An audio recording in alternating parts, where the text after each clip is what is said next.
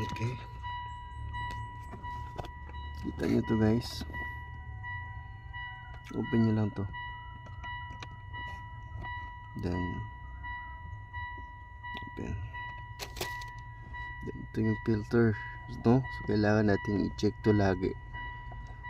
Lalo na ito magti 3 months o 3 to 4 months na hindi nalinisan itong filter. So tingnan natin guys kung anong itsura, no?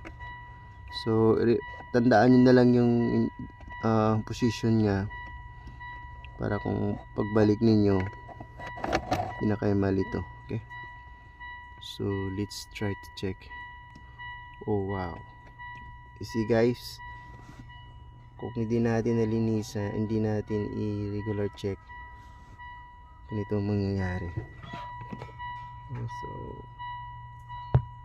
dapat talaga i-check natin. So yun, linisan natin guys. So ang dumi. So okay, tak-tak lang natin guys. Ito lang. Dumi.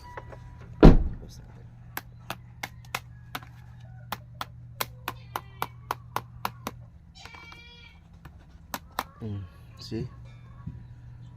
Talagang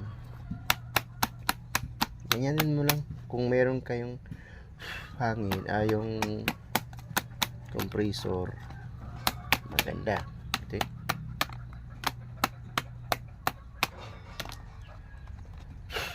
Mas maganda yung may compressor guys. Anyway, kahit ito okay na yan, kahit na at least regular naman yung ano mo, check. So okay lang yan kahit itak-tak mo lang. So ibalik na natin guys. Okay, balik natin dito. So kung ano yung position niya nung una, so may marking naman. So up, front and rear. Okay, yan. Okay, good.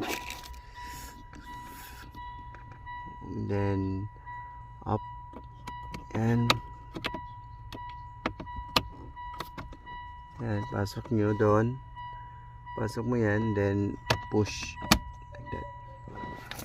Then pagbalik naman, ito na yan guys, pasok mo yan ganyan pataas para pag mamaya yan, and then itapat mo yung ganyan, then push. Push this kabila, then back. Ganun lang guys.